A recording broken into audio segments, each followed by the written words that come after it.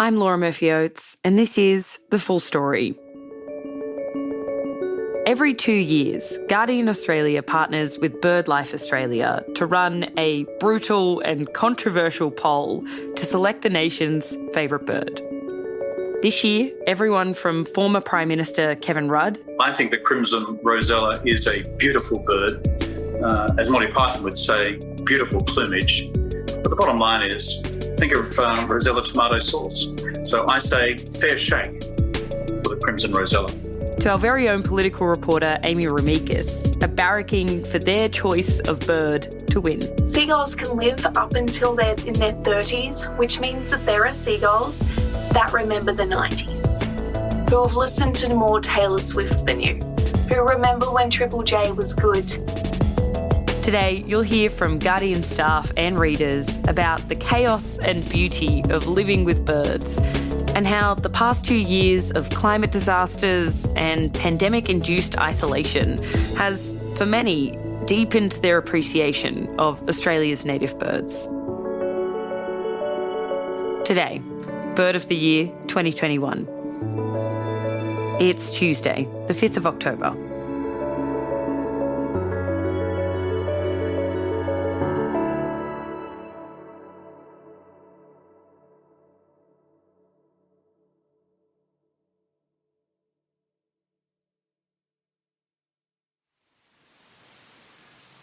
Hey, it's Benjamin Law, and for this year's Guardian Bird of the Year poll, I am putting in my vote for the southern cassowary. I'm a proud Queenslander, and when you go to far north Queensland, these birds are basically the closest thing that you'll ever see to a dinosaur, and they've got that insane talent that can and has disemboweled people.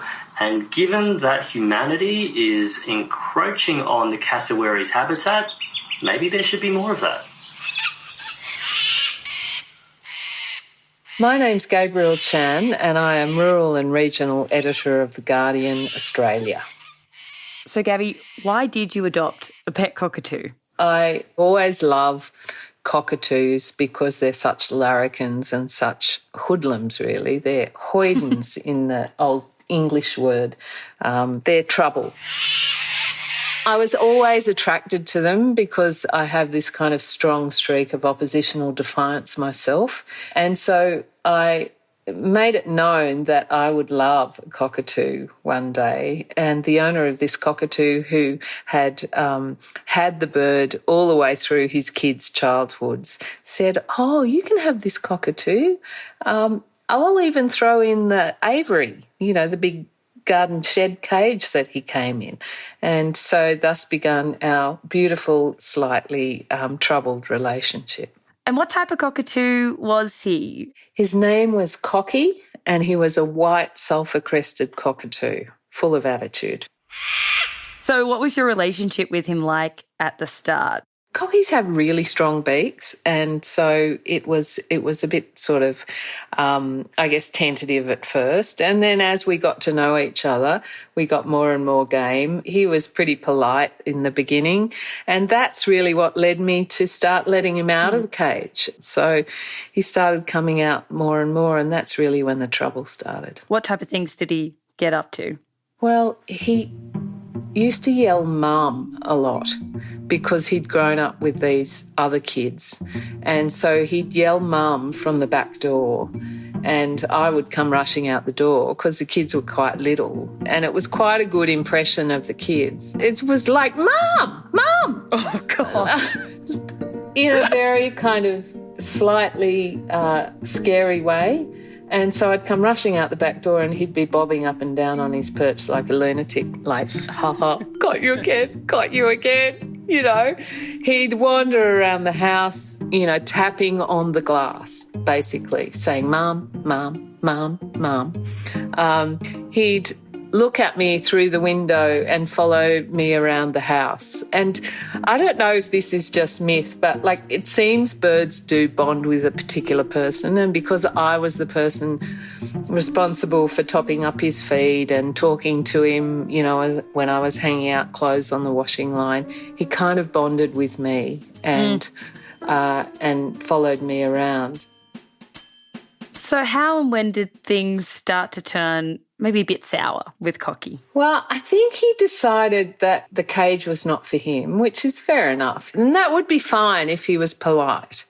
But he wasn't very polite. And so he started hounding the dogs and forcing them back into their kennels, threatened to bite them on the feet. But they were terrified he was going to bite them. So obviously he'd given them a few nips. If we had people over for lunch, he would go around the table as people were sitting outside in the front yard and bite people on the bums, like just nip them on the bums. He would nip us on the heels if we weren't going too fast. Did it feel a little bit intimidating? I mean, rather than funny sometimes. Well, yeah, it was intimidating because that beak is very sharp. And anyone that's seen a Cocky's beak will know that, it can take a piece out of you quite easily. So, yeah, this was escalating. We knew it was escalating, so we were trying to get him back into the cage. And one day he landed on my husband's shoulder. Husband walks back to the cage to put him back into the cage, thinking he's got the bird in the bag. And Cocky took a nip out of his ear and just really clung on to his earlobe, sending my other half flapping and yelling to get this bird off him. And then it got worse. He started waiting for my other half to come out of the back door in the mornings, and the farmer had to actually take a straw broom out with him to kind of whoosh him away and make sure that he didn't land on him and give him hell. Oh, God. Yeah, and I guess the last straw was really the lawnmower incident.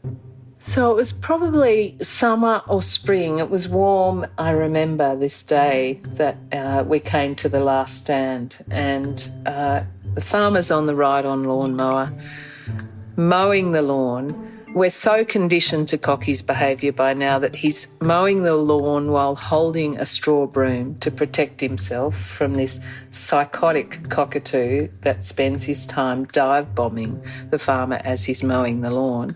And finally, cockatoo lands in front of the lawnmower, like daring the farmer to run him over. And I actually didn't see this, but it was related to me afterwards. But the farmer said, I really, really wanted to run him over. I really, really did.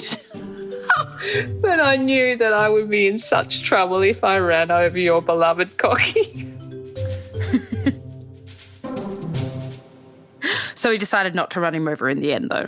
He decided not to run him over for the sake of the marriage, but we realised after that, Cocky had to move on, and we passed him down to a lovely couple who love their animals, and he went to live there.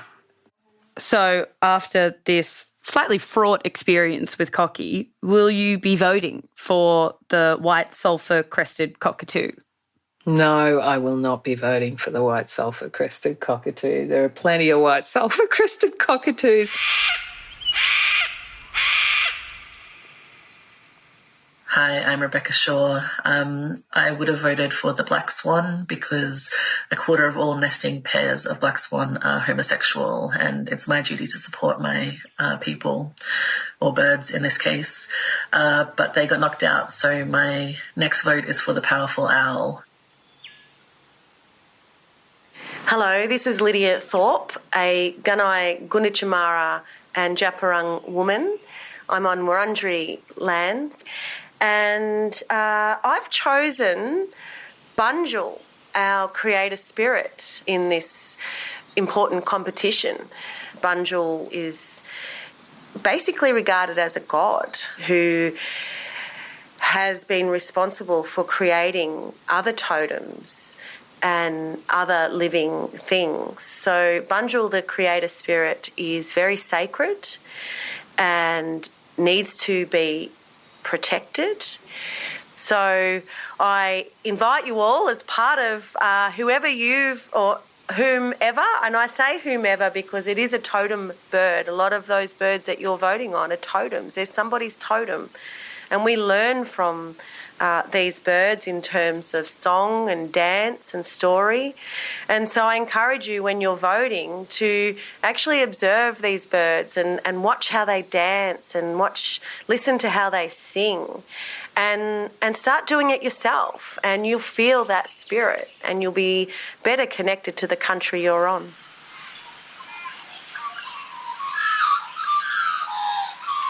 So they're quite big. They're maybe about the size of a loaf of bread with a wingspan of a metre or so. And they're just gorgeous looking birds. They're this glossy black, almost shiny blue black, and the white is brilliant white. They've got brown eyes. My friend says they're angry red eyes, but they're not, they're brown. And lovely big eyelashes, actually. But they've got a formidable intelligence, and you can see that in their eyes. I'm Lorena Allam. I'm Guardian Australia's Indigenous Affairs Editor, and I am on Team Magpie 100%. Tell me about your house, the layout, and the wonderful visitors that you get, Lorena. Yeah. So we've got a big, long backyard. Over the back fence is a really big park. So it's prime real estate for magpies, I've learnt. So they love big, open, grassy spaces with big, old, mature gum trees because they like to nest right at the top of the gum trees. You know, the fence is only for humans. The magpies don't care. So they just see our backyard as an extension of their own territory. How soon after you moved in did you realise that they were going to be a part of your life? Yeah, like pretty soon. Like we were here maybe a week or two and we were just getting rid of the leftover building materials in the back. And so I was digging up quite a lot of the dirt to put in a garden, and they just kept coming around and watching us on the fence, and they'd go and dig through the soil because there's lots of, interesting things in there you can eat. So we were kind of doing their work for them, I think. They've thought, these humans are kind of laying it off as like a buffet. So, they kept coming back. What do they do? I mean, how do they interact with you and the family? Well, they've gotten more confident as the years have gone on. So the first year they were just sort of pottering around the garden. They'd come and sit on the clothesline and sing, which was really nice. And then they come to the back door and sing at the back door. And I thought, oh, wow, this is amazing. And then it dawned on me that they were probably doing that to all the houses that border the park. We were probably like their meals drive-through. The golden rule is don't feed native birds. With our magpies, we made an exception because it was clear they expected it. And if you didn't come out quick enough, they'd be tapping on the glass with their beaks, no kidding. Has that bond kind of strengthened through, this relationship over time? They're very much a part of our lives now, and it's been such a delight because each year they bring their babies down. After they're big enough to leave the nest, they bring them down and visit us. One year they had one baby who we christened Ringo because he used to like to steal my rings. If I was out working in the garden and I took them off I left them on the garden table, he'd come down and try and pinch them. Was he successful? Yeah, once he was going to fly off with it in his beak, and I had to distract him like you would with most kids with something else. You want to give me a song? What song? So I got the ring back, but felt quite honoured when they would bring their babies down to meet us, and they've done it every single year since we've been living here.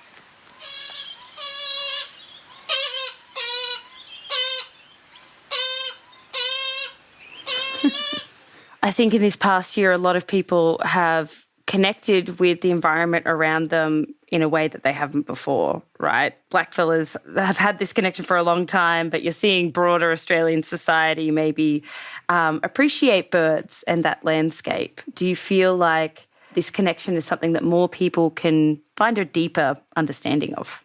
I think that's very true.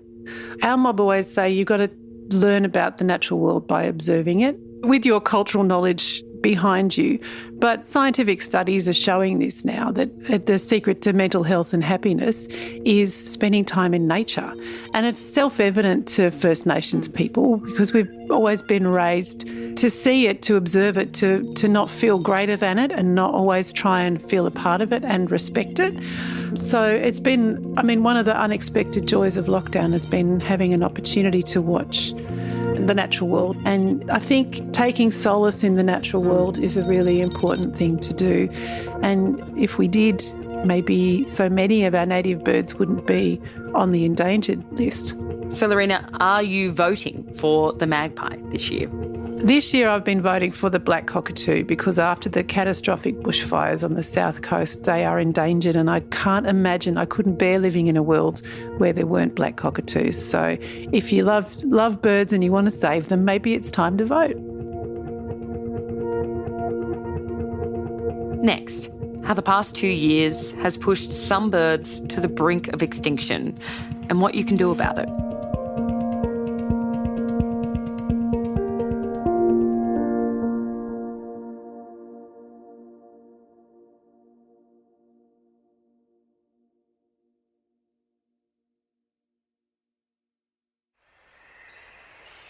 My name is Lisa Cox. I'm Guardian Australia's environment reporter, and I am backing Team Superb Fairy Wren. They are small and dramatic. Can't put my finger on why that might resonate with me. They're also just really beautiful little birds that I used to see a lot when I was growing up. I used to see Superb Fairy Wrens, particularly the male ones because they've got the lovely blue feathers. I'd see them a lot on my grandmother's property on the Central Coast. And I also lived in Canberra for several years when I was working as a reporter there, and they were quite a common bird to see on my street in Kingston and down by the lake, and I just love them, and everybody should vote for them. How are they going at the moment? Are they going well? Sadly, I've had to report in this year's launch piece for Bird of the Year that we are actually recording some declines of the Superb Fairy Wren, and that's actually something that people should be really worried about. They're not currently listed as a threatened species, and they are a bird that you used to be able to commonly see around urban areas. But what BirdLife have told us is that their monitoring over the last 7 years or so through their Aussie backyard bird count is showing that the rate at which people are recording sightings of these birds and other urban species is actually on the decline. So another bird that's in decline is the gang cockatoo. And I know you've been speaking to people about this bird. Can you tell me about that? Gangangs are really beautiful little birds. They're a small grey cockatoo, and the male birds are very easily recognised because they have lovely bright red feathers on their faces. I don't want to call them my backup bird, but they're my number 2 bird for Bird of the Year. I've encouraged people to vote for the Superb Fairy Wren, but if they must choose another, the gang is an absolutely excellent choice. And another bird that's very, very common to Canberra, it's the faunal emblem for Canberra, actually. What else do we need to know about them? They're a species that you find around the east coast of Australia, and when I was doing some research for our Bird of the Year series of stories, I spoke to a lovely woman by the name of Carol Proberts in the Blue Mountains. And Carol is an avid bird watcher. She's the vice president of the Blue Mountains Bird Observers, a group that's been operating in the Blue Mountains since the early 90s.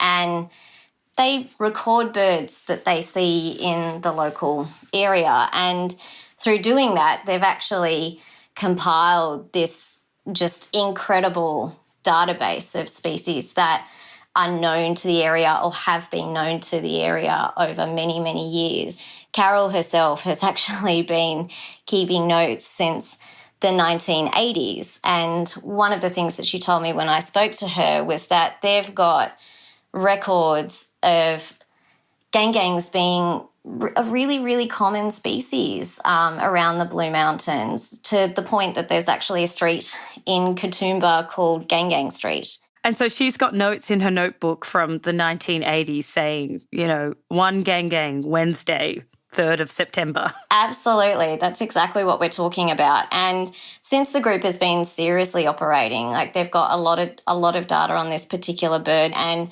what she told me was that there's been a really notable decline in gang sightings over particularly the last decade. What did she find? I mean, what is the data that they have on the gang?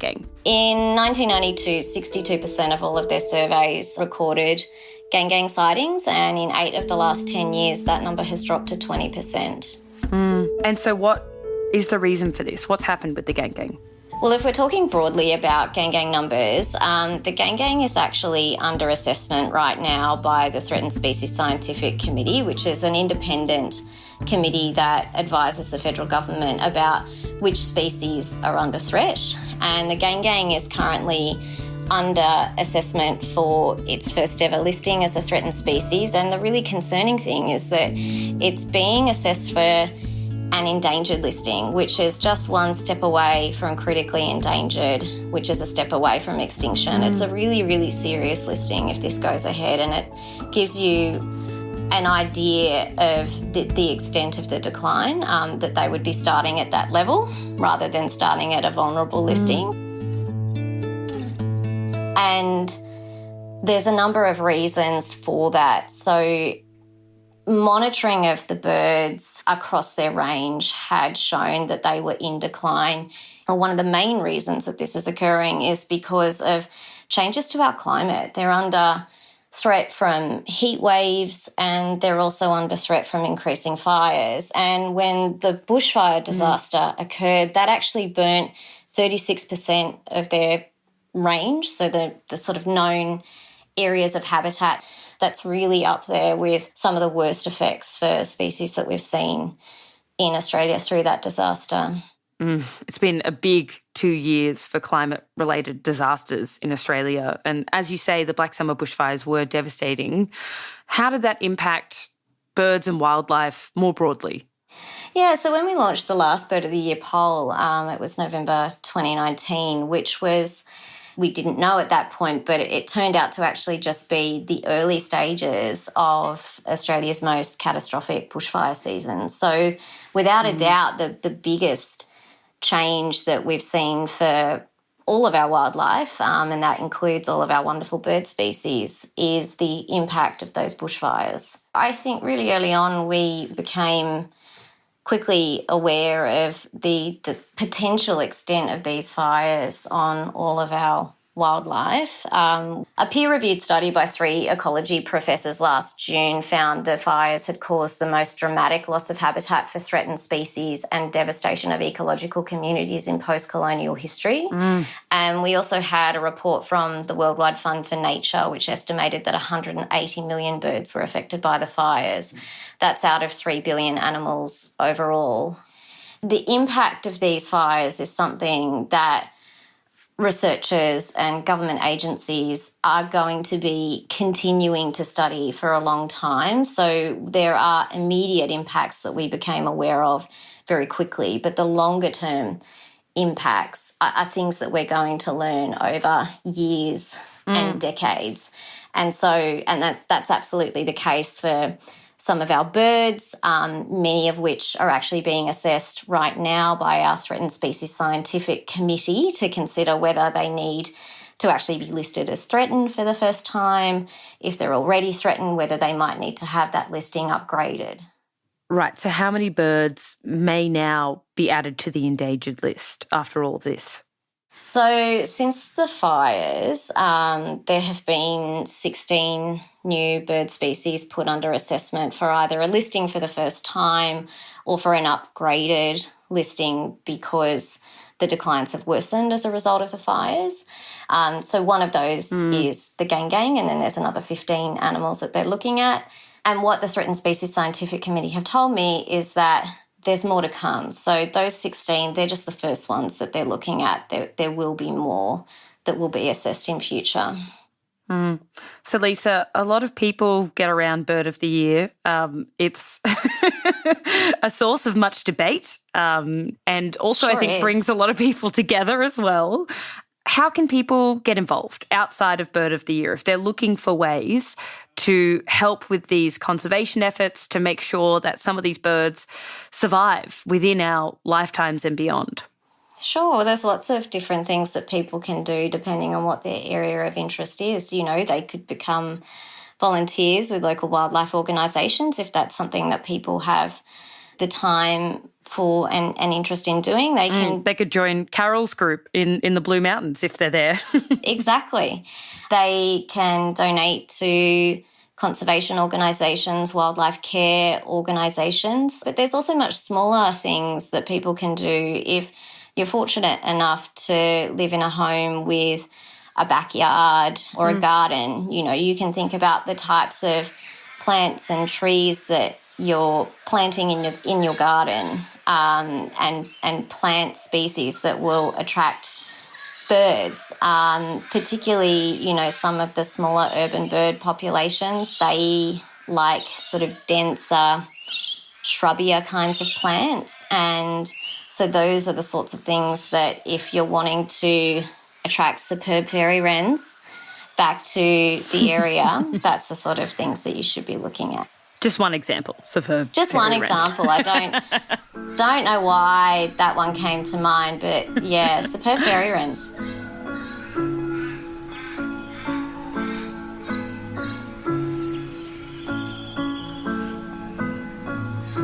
If you're interested in voting in Bird of the Year 2021, you are in luck. You can vote right now. This year, the bottom 5 birds are eliminated at the end of each weekday, with everyone able to vote again in the next round each day. But voting does finish on Thursday, and the winner is announced this Friday, so time is of the essence. We put a link to where you can vote on the full story page, but you can find it on the Guardian website at any time. We've also put some links to some of the stories that were featured in this episode as well. That's it for today. Thanks to everyone in this episode who shared their bird stories, and to Guardian's off-platform team for gathering the celebrity bird endorsements. This episode was produced by Karishma Luthria and Camilla Hannon, who also did the sound design. The executive producers of Full Story are Miles Martignoni, Gabrielle Jackson, and myself, Laura Murphy-Oates. If you liked this episode, don't forget to leave a rating or a review. Okay, catch you tomorrow.